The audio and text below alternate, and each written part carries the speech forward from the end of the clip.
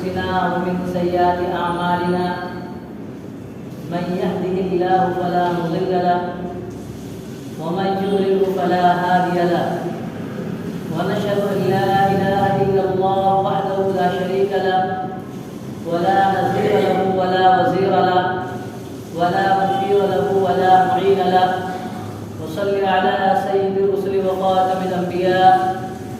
وقال الله تبارك وتعالى في الكلام المجيد والفرقان الحميد: أعوذ بالله من الشيطان الرجيم، بسم الله الرحمن الرحيم. واعتصموا بحبل الله جميعا ولا تفرقوا واذكروا نعمة الله عليكم إذ كنتم أعداء فألف بين قلوبكم فأصبحتم بنعمته إخوانا وكنتم على شفا حفرة من النار فأنقذكم منها كذلك يبين الله لكم آياته لعلكم تهتدون. وقال تعالى: يا أيها الناس إنا خلقناكم من ذكر وأنثى وجعلناكم شعوبا وقبائل لتعارفوا إن أكرمكم عند الله أتقاكم إن الله عليم خبير. وقال النبي صلى الله عليه وسلم: ما ضل قوم بعد هدى كانوا عليه إلا أولو الجدل. ثم قرأ رسول الله صلى الله عليه وسلم هذه الآية: ما ضربوا لك إلا جدلا بل هم قوم خصمون. رب اشرح لي صدري ويسر لي أمري واحلل عقدة من لساني يفقهوا قولي. اللهم صل على سيدنا ومولانا محمد في أول كلامنا. اللهم صل على سيدنا ومولانا محمد في أوسط كلامنا. اللهم صل على سيدنا ومولانا محمد في آخر كلامنا. منفعت ایک ہے اس قوم کی، نقصان بھی ایک. منفعت ایک ہے اس قوم کی، نقصان بھی ایک. ایک ہی سب کا نبی، دین بھی، ایمان بھی ایک. حرم پاک بھی، اللہ بھی، قرآن بھی ایک. حرم پاک بھی، اللہ بھی، قرآن بھی ایک. کچھ بڑی بات بھی ہوتے جو مسلمان بھی ایک. کہیں فرقہ بندی ہے، کہیں ذاتیں ہیں. کہیں فرقہ بندی ہے، کہیں ذاتیں ہیں. کیا زمانے میں پنپنے کی یہی باتیں ہیں؟ یوں تو سید بھی ہو، مرزا بھی ہو، افواہ بھی ہو.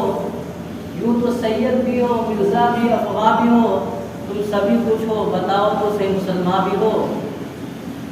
حضرات گرامی قدر، یہ بات تو ڈھکی چھپی نہیں ہے. اس وقت بحیثیت مجموعی مسلمانوں کی ہوا اکھڑ چکی ہے. نہ ان کی کہیں عزت و عظمت ہے اور نہ ہی روب اور دبدبا. دنیا کا کوئی ملک ان سے نہیں ڈرتا اور وہ ہر کسی سے ڈرتے ہیں. عالمی سطح پر مسلمانوں کو ایک کمزور امت تصور کیا جاتا ہے. حد تو یہ ہے کہ ان کے رہبر و رہنما سرور کائنات صلی اللہ علیہ وسلم کے ساتھ تمسخر کیا جاتا ہے. ازواج مطہرات کی بے حرمتی کی جا رہی ہے. اسلام کے پہلے جانشینوں یعنی صحابہ کرام رضی اللہ عنہم کے خلاف کتابیں لکھی جا رہی ہے. یہ سب کچھ اس لیے ہو رہا ہے کہ اقوام عالم میں مسلمانوں کا وقار اور رتبہ ختم ہو چکا ہے. جس مسلمان سے کبھی قیصر اور کسریٰ جیسی سپر طاقت لڑ جاتی تھی، آج اس سے اسرائیل جیسا بھاولا طریقہ بھی نہیں ڈرتا. اور یہ بھی سن لیں کہ عالمی سطح پر مسلمانوں کو کمزور اور ذلیل کرنے کے لیے جو مختلف اسباب ہیں، ان میں سے سب سے بڑا سبب مسلمانوں کا آپس میں باہمی جد و جدال اور اختلاف و انتشار ہے. مسلمان امت چھوٹی چھوٹی ٹکڑیوں میں، فرقوں میں، جماعتوں میں بٹی ہوئی ہے. ہر شخص اپنی 1.5 انچ کی مسجد الگ بنانے کی فکر میں لگا ہوا ہے. کفر کے فتوے لگ رہے ہیں، ایک دوسرے کو مٹانے کی کوششیں جاری ہے. مسلمانوں کا خون مسلمان خود ہی بہا رہا ہے. حیرت ہوتی ہے. یہ وہی امت ہے جسے حضور کریم صلی اللہ علیہ وسلم نے باہم محنت اور تربیت کے بعد ایک امت بنا دیا تھا. آپ کے صحابہ مختلف علاقوں کے رہنے والے تھے، مختلف قبیلوں سے تعلق رکھنے والے تھے، ان کی زبان اور نسل اور رنگ بھی مختلف تھے، مگر انہوں نے زبان اور نسل اور قومیت کے تمام امتیازات مٹا دیے تھے اور وہ آپس میں بھائی بھائی بن کر رہتے تھے۔ آپ کے دربار میں سلمان فارسی تھے، بلال حبشی تھے، صہیب رومی تھے، ابو ذر غفاری تھے، ابو سفیان اموی تھے، بہت سارے تھے، لیکن جو بھی تھے سب بھائی بھائی تھے، اور بھائی بھی ایسے کہ انما المؤمنون اخوہ کی عملی تفسیر طور پر سمجھ میں آتی تھی۔ خود بھوکے رہ کر دوسرے کو کھلاتے تھے، خود پیاسے رہ کر دوسروں کو سیراب کرتے تھے، بلکہ حد تو یہ ہے کہ پیاس کی وجہ سے جان سے گزرنا گوارا کر لیا، لیکن اپنے بھائی کو پیاسا دیکھ کر انہیں برداشت نہ تھا۔ حضرت ابو جہل بن حذیفہ کہتے ہیں کہ یرموک کی لڑائی میں اپنے چچا زاد بھائی کی تلاش میں نکلا، وہ لڑائی میں شریک تھے، اور میں نے ایک مشکیزہ پانی کا اپنے ساتھ لے لیا کہ ممکن ہو پیاسے ہو تمہیں پانی پلاؤ۔ اتفاق سے وہ ایک جگہ اس حالت میں پڑے ہوئے ملے کہ دم توڑ رہے تھے اور مرنے کے قریب تھے۔ میں نے ان سے کہا کہ پانی کا گھونٹ دوں، انہوں نے اشارے سے ہاں کی۔ اتنے میں ایک دوسرے صاحب جو قریبی میں پڑے ہوئے دم توڑ رہے تھے اور وہ بھی مرنے کے قریب تھے، انہوں نے ہاں کی تو میرے چچا زاد بھائی نے ان کی آواز کو سنی تو مجھے ان کے پاس جانے کا اشارہ کیا۔ جب میں ان کے پاس پہنچا تو وہ ہشام بن العاص تھے، ان کے پاس پہنچا ہی تھا کہ ایک تیسرے صاحب جو قریبی میں پڑے ہوئے دم توڑ رہے تھے انہوں نے ہاں کی، تو ہشام نے ان کی آواز کو سنی اور مجھے ان کے پاس جانے کو اشارہ کیا۔ جب میں ان کے پاس پہنچا تو وہ دم توڑ چکے تھے، پھر میں ہشام کے پاس پہنچا تو وہ بھی وفات پا چکے تھے، پھر میں اپنے بھائی کے پاس پہنچا تو وہ بھی انتقال کر چکے تھے۔ حیرت ہوتی ہے، تعجب ہوتی ہے کہ دو بھائی آپس میں، دو بھائی ایک ماں کے پیٹ میں پرورش پانے والے، ایک ماں کے رحم سے وجود میں آنے والے، ایک ماں کی چھاتی سے دودھ پینے والے دو بھائی، اور امتیاز الگ الگ۔ تعجب ہوتی ہے، حیرت ہوتی ہے کہ ایک بھائی مالدار ہو اور دوسرا غریب ہو، کیسا دل ہے، یہ کیسے مانتا ہے کہ ایک آدمی اچھا سے اچھا کھانا کھاتا ہو ایک بھائی، اور دوسرا بھائی فقر و فاقہ اختیار کرتا ہو، ایک بھائی عالیشان محل میں رہتا ہو اور دوسرا جھوپڑ پٹی میں رہتا ہو۔ بلکہ ہونا تو یہ چاہیے کہ اگر اللہ نے اس کو وسعت دی ہے تو اپنے بھائی کا ہاتھ پکڑ کے اس کو بھی اوپر اٹھائے، اس کو بھی اپنے لیول میں لے کر آئے۔ لیکن ایسا ماحول پیدا کر دیا گیا کہ اگر کوئی بھائی مالدار ہے تو چاہتا ہے کہ میرا بھائی میرے تلوے کے نیچے رہے، میرے احسان کے نیچے دبا رہے، وہ آگے نہ بڑھے، ساری جائیدادیں ساری پراپرٹی کو ہڑپ لیتے۔ کیسا دل ہے، کیسے مان سکتا ہے، کہاں چلا گیا انسان۔ حضرت ابن عمر فرماتے ہیں کہ ایک صحابی کو کسی شخص نے بکرے کے ساتھ ہدیے کے طور پر دی، انہوں نے خیال فرمایا کہ میرے فلاں ساتھی ضرورت مند ہے، کنبہ والے ہیں، ان کے گھر والے زیادہ ضرورت مند ہے، اس لیے ان کے گھر بھیجوا دی۔ ان کو بھی کسی صاحب کے متعلق یہی خیال پیدا ہوا اور انہوں نے ان کے گھر بھیجوا دی۔ ان کو بھی چوتھے صاحب کے خیال یہی پیدا ہوا اور ان کے گھر بھیجوا دی۔ غرض 7 گھروں کے اندر پھر کر یہ سب سے پہلے صحابی کے گھر لوٹ آئی۔ جب تک مسلمانوں میں قوت و محبت اور اتفاق و اتحاد کا رشتہ برقرار رہا، وہ ساری دنیا پر چھائے رہے، اور جب سے انہوں نے ایک دوسرے کی ٹانگ کھینچنے اور ایک دوسرے کو نیچے گرانے کا عمل شروع کر دیا ہے، وہ اقوام عالم میں زریع آبخار ہوتے جا رہے ہیں۔ افرادی اعتبار سے دیکھیے اس وقت مسلمانوں کی تعداد 1 ارب سے بھی زیادہ ہے۔ وسائل کے اعتبار سے دیکھیے تو پیٹرول جیسے سیال اور سونے کے کنویں زیادہ تر مسلمانوں کے قبضے میں ہیں۔ معدنیات کے ذخائر اور کانے بھی اسلامی ممالک میں زیادہ ہے، لیکن ان تمام باتوں کے باوجود مسلمان کمزور اور مغلوب ہے۔ آخر کیوں؟ اس کی بڑی وجہ ایمان کی کمزوری اور آپس کی لڑائی اور جھگڑے ہیں۔ پہلے مسلمانوں کے پاس سونے چاندی کی دولت نہیں تھی، بلکہ ان کے پاس ایمان کی دولت تھی، ان کے پاس پیٹرول اور معدنیات کے ذخائر نہیں تھے، البتہ اللہ کی ذات پر یقین اور اعتماد کا عظیم ذخیرہ ان کے پاس تھا۔ ان کے پاس جدید اسلحہ اور سامان کی قوت نہیں تھی، بلکہ ان کے پاس اتفاق و اتحاد کی قوت تھی۔ وہ نہایت کے 313 تھے، مگر انہوں نے 1000 کے تجربہ کار لشکر کو شکست دی۔ اور ایسا بھی ہوا ہے کہ مسلمان 3000 تھے اور انہوں نے 2 لاکھ کے لشکر کو شکست دی ہے۔ کبھی آپ نے کسی دوسری قوم کی تاریخ میں سنا یا پڑھا اتنے چھوٹے سے لشکر نے اپنے سے 14 گنا بڑے لشکر کو شکست دی ہو؟ مگر مسلمانوں، تمہیں اپنی تاریخ کا ناز بھی ہونا چاہیے اور عبرت بھی حاصل کرنا چاہیے کہ جب تمہارے اندر اتفاق و اتحاد تھا تو تمہارے اکابر زید بن حارثہ کے قیادت میں شام کے میدانوں میں 2 لاکھ رومیوں کو ان کے گھروں میں جا کر شکست فاش دی۔ اللہ کے بندو، آج تمہاری کمزوری کی وجہ ساز و سامان کی کمی نہیں ہے، تمہاری کمزوری کی وجہ تو گولہ اور بارود کا فقدان نہیں ہے، تمہاری کمزوری کی وجہ تربیت یافتہ فوجوں کی قلت نہیں ہے، تمہاری کمزوری کی وجہ سائنس اور جدید ٹیکنالوجی کا عدم حصول نہیں ہے، تمہاری کمزوری کی وجہ مال و دولت اور سیم و زر کی قلت نہیں ہے، بلکہ تمہاری کمزوری کی وجہ ایمان و یقین اور اتفاق و اتحاد کا فقدان ہے۔ کفر کی بڑی بڑی طاقتیں صحابہ کرام سے ان کے ساز و سامان کی وجہ سے نہیں ڈرتی تھی، بلکہ ان کے یقین محکم اور بے مثال اتحاد کی وجہ سے ڈرتی تھی۔ جب مسلمانوں میں یہ چیز باقی نہ رہا، ان کا رخ اور دبدبہ بھی باقی نہ رہا۔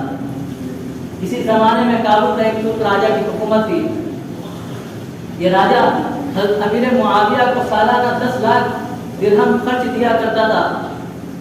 حضرت امیر معاویہ کے زمانے خلافت کے بعد اس راجا نے خرچ دینا بند کر دیا۔ جب وقت کے بادشاہ کے نمائندے اس کے پاس خرچ کا مطالبہ لے کر پہنچے تو اس نے ان کو مخاطب کر کے کہا کہ وہ لوگ کہاں کے جو پہلے آیا کرتے تھے، ان کے پیٹ فاقہ پشو کی طرح دبے ہوتے تھے، ان کی پیشانیوں پر سیاہ نشان پڑے ہوتے تھے اور وہ پھٹے پرانے کپڑے پہنا کرتے تھے اور وہ کھجوروں کی چپلیں پہنا کرتے تھے۔ آنے والوں نے اسے بتایا کہ وہ تو دنیا سے چلے گئے، ہم ان کے نائب ہیں۔ اس راجا نے ان کو مخاطب کر کے کہا کہ ہم ان سے ڈرتے تھے، تم سے ہرگز نہیں ڈرتے ہیں، ہم تم کو خرچ نہیں دیں گے، تم جو چاہو کر لو۔ اس راجا کی نظر میں وہ کھجور کے چپل پہننے والے اور چیتھر والا لباس زیب تن کرنے والے تھے، لیکن شان و شوکت والا لباس پہننے والوں کی اس کی نظر میں کوئی بھی وقت نہیں تھی۔ اس کی کیا وجہ تھی؟ اس کی وجہ یہ ہے کہ انسان اور اس کی جماعت کی طاقت کا راز اس کی ظاہری شان و شوکت نہیں ہے، بلکہ اس کی طاقت کا راز اس کا ایمان ہے اور اتفاق و اتحاد ہے۔ پہلے والوں کا ایمان بھی مضبوط تھا اور اتفاق و اتحاد بھی مثالی تھا، اس لیے ان سے بڑی بڑی طاقتیں ڈرتی تھی۔ بعد والوں کا ایمان بھی کمزور ہو چکا اور اتفاق و اتحاد بھی پارا پارا ہو چکا، لہذا ان کا روح اور دبدبہ بھی ختم ہو گیا۔ ہمارے اسلاف کی وہ حالت تھی جو کسی شاعر نے بیان کی ہے، قباؤں میں پیوند پتھر شکم پر، قباؤں میں پیوند پتھر شکم پر، قدم کے تلے تاج کسرا و قیصر، غذا نام جو وہ بھی کمتر میسر، مگر ہاتھ میں زور تسخیر خیبر۔ کبھی اہل ایمان کی پہچان یہ تھی، کبھی اہل اسلام کی شان یہ تھی۔ ایک اور تاریخی واقعہ عرض کرتا ہوں۔ سن 16 میں مسلمان فوجیں حضرت ابو عبیدہ کی قیادت میں شام کو فتح کرتے ہوئے فلسطین پہنچ گئی اور عیسائی بیت المقدس کے اندر قلعہ بند ہو گئے اور مسلم فوجوں نے اس کو اپنے محاصرے میں لے لیا۔ اس وقت عیسائیوں کی طرف سے ایک صلح کی پیشکش ہوئی جس میں خاص شرط یہ تھی کہ خلیفہ مومنین حضرت عمر فاروق رضی اللہ عنہ آ کر عہد نامہ کی تکمیل کرے۔ حضرت ابو عبیدہ نے امیر المؤمنین کو عیسائیوں کی اس پیشکش سے اطلاع فرمایا۔ حضرت عمر فاروق رضی اللہ عنہ صحابہ کے مشورے سے فلسطین کی طرف روانہ ہوئے۔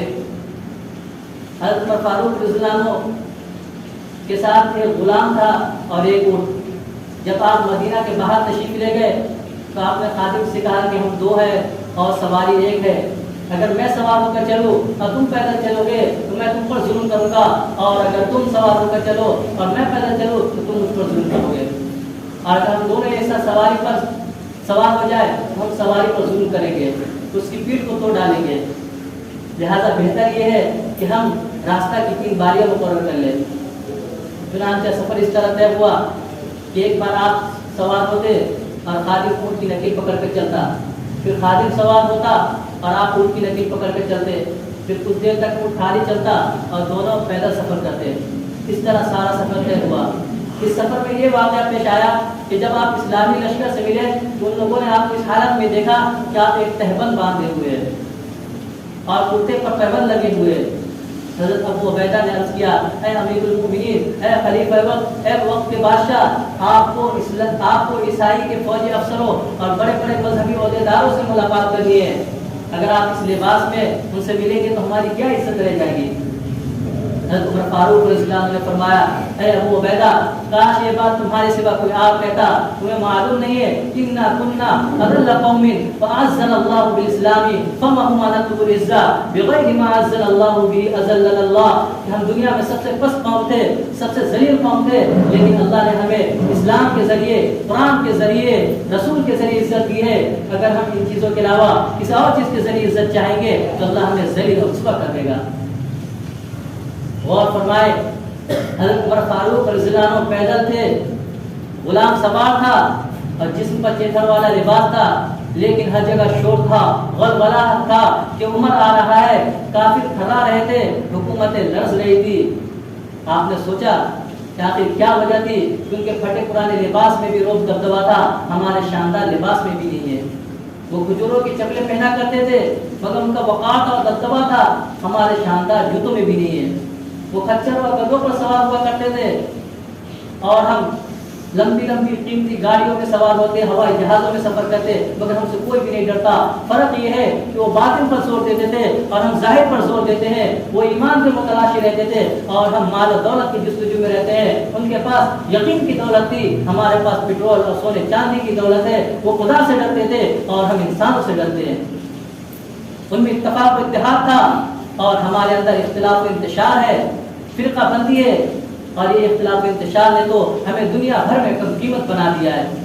قرآن میں تو پہلے کہہ دیا گیا وَلَا تَنَازَعُوا فَتَفْشَلُوا وَتَذْهَبَ رِيحُكُمْ، کہ آپس میں مت جھگڑو، آپس میں مت لڑائی کرو، ورنہ تم نامراد ہو جاؤ گے اور تمہاری ہوائیں جاتی رہے گی۔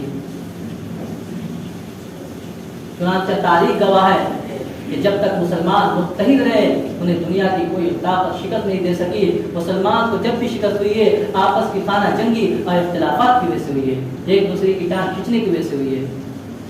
تمہاری قوم کی تو ہے بنائی دین و ایمان پر، تمہاری قوم کی تو ہے بنائی دین و ایمان پر، تمہاری زندگی موقوف ہے تعمیر قرآن پر، تمہاری فتحیابی منحصر فضل ازدا پر، نہ قوت پر، نہ شوکت پر، نہ کثرت پر، نہ ساما پر۔ اندلس جس کے ساحل پر مشہور اسلامی جرنیل طارق بن زیاد نے کشتیاں جلا ڈالی تھی، جہاں 800 سالوں تک مسلمانوں نے انتہائی شان و شوکت سے حکمرانی کی تھی، جہاں کی جامع مسجد قرطبہ آج بھی مسلمانوں کی عظمت رفتہ پر آنسو بہا رہی ہے، جہاں کے نہریں اور باغات، محل اور کوٹیاں آج بھی اپنے معماروں کو یاد کرتی ہے۔ آپ جانتے ہیں وہاں کیسے اور کب زوال آیا؟ وہاں اسی وقت زوال آیا جب مسلمانوں نے کلام اللہ کو پس پش ڈال دیا اور وہ فرقوں اور گروہ میں بٹ گئے تھے، ایک دوسرے کے خلاف فتوے لگا رہے تھے، ایک مسلمان سردار دوسرے مسلمان سردار کو دیکھنا گوارا نہیں کرتا تھا اور اسلام کے بجائے اپنے خاندانوں اور قومیتوں پر فخر کرتے تھے، بلکہ بعض دفعہ عیسائیوں سے بھی مدد طلب کر لیتے تھے۔ خود مسلمانوں نے عیسائیوں کے ہاتھوں سے خوشی خوشی مسلمانوں کو ذبح کرایا، جس کی وجہ سے عیسائیوں کے دل و دماغ سے مسلمانوں کا وقار اور روب دبدبہ ختم ہو گیا۔ عام حکم جاری کر دیا گیا کہ ہر مسلمان عیسائی بن جائے، ورنہ جہاں کہیں بھی پایا جائے گا اسے قتل کر دیا جائے گا۔ نوبت یہاں تک پہنچی کہ خدائے واحد کا نام لینے والے پہاڑوں اور جنگلوں میں پناہ لینے پر مجبور ہو گئے۔ جو مسلمان اللہ سے زیادہ کسی کو طاقتور نہیں سمجھتے تھے، آج اسی کا سربراہ ابو عبداللہ عیسائی بادشاہ کے سامنے جھک کر شہر کی کنجیاں پیش کر رہا تھا اور کہہ رہا تھا کہ طاقتور بادشاہ اب ہم تیری رعایا ہے، یہ ملک اور شہر تیرے سپرد کرتے ہیں، کیونکہ خدا کی یہی مرضی تھی۔ جس مجلس کو طارق بن زیاد نے تھوڑے سے لشکر کے ساتھ اجنبی ہونے کے باوجود فتح کیا تھا، اسی اندلس کو لاکھوں کروڑوں مسلمان بے پناہ وسائل کے باوجود نہ بچا سکے۔ آخر کیوں؟ اس کی بڑی وجہ ایمان کی کمزوری اور آپس کے نا اتفاقی۔ عیسائی متحد تھے اور مسلمان ٹکڑیوں میں بٹے ہوئے تھے۔ آپ جانتے ہیں بغداد مسلمانوں کا ایک بڑا علمی مرکز رہا ہے، وہاں بڑے بڑے علماء، فقہاء، محدثین، مفسرین پیدا ہوئے، وہاں مسلمانوں کی بڑی مضبوط حکومت قائم ہوئی۔ لیکن جب مسلمان آپس میں ٹکڑیوں میں بٹ گئے، ایک دوسرے کے خلاف سازشیں کرنے لگے، تو اللہ تبارک و تعالیٰ نے اس پر تاتاریوں کو مسلط کر دیا۔ فتنہ تاتار وہ فتنہ ہے جس کا تذکرہ کرتے ہوئے آج بھی روم کے کھڑے ہو جاتے ہیں کہ ہلاکو خان کی فوج کے ہاتھوں سے بغداد کے اندر اور اس کے مضافات کے اندر 1,06,00,000 مسلمان قتل ہوئے، انہیں گاجر مولی کی طرح کاٹ دیا گیا۔ شاہی کتب خانے کی کتاب دجلہ میں پھینک دی گئی، کتابیں اس قدر تھی کہ دجلہ میں راستہ سا بن گیا اور دجلہ کا پانی کئی دنوں تک اتنا سیاہ رہا کہ دواتوں میں سیاہی ڈالنے کی ضرورت نہ پڑی۔ کہا جاتا ہے کہ مسلمانوں کے دل و دماغ پر تاتاریوں کے اس قدر روب اور خوف چھا گیا کہ اگر کوئی تاتاری عورت مرد مسلمان کو بازار میں روک لیتی اور یہ کہہ دیتی کہ تم یہیں ٹھہرو، میں تلوار لے کر آتی ہوں تجھے قتل کرتی ہوں، تو اس مسلمان کے دل و دماغ پر اس قدر خوف چھا جاتا کہ وہاں اسے ایک قدم اٹھانے کی ضرورت نہ ہوتی اور وہ تاتاری عورت تلوار لا کے اسے قتل کر لیتی۔ آپ جانتے مسلمانوں کو یہ ذلت کیوں اٹھانی پڑی؟ صرف اور صرف آپس کی نا اتفاقی اور لڑائی جھگڑے کی وجہ سے، ایک دوسرے کے خلاف سازشیں کرنے کی وجہ سے۔ منفعت ایک ہے اس قوم کی، نقصان بھی ایک ہی سب کا نبی، دین بھی، ایمان بھی ایک، حرم پاک بھی، اللہ بھی، قرآن بھی ایک، کچھ بڑی بات بھی ہوتے جو مسلمان بھی ایک۔ یوں تو سید بھی ہو، مرزا بھی ہو، افغا بھی ہو، یوں تو سید بھی ہو، مرزا بھی ہو، افغا بھی ہو، تم سبھی کچھ ہو، بتاؤ تو صحیح مسلمان بھی ہو۔ اللہ تبارک و تعالی ہم سب کو عمل کرنے کی توفیق عطا فرمائے۔ وآخر دعوانا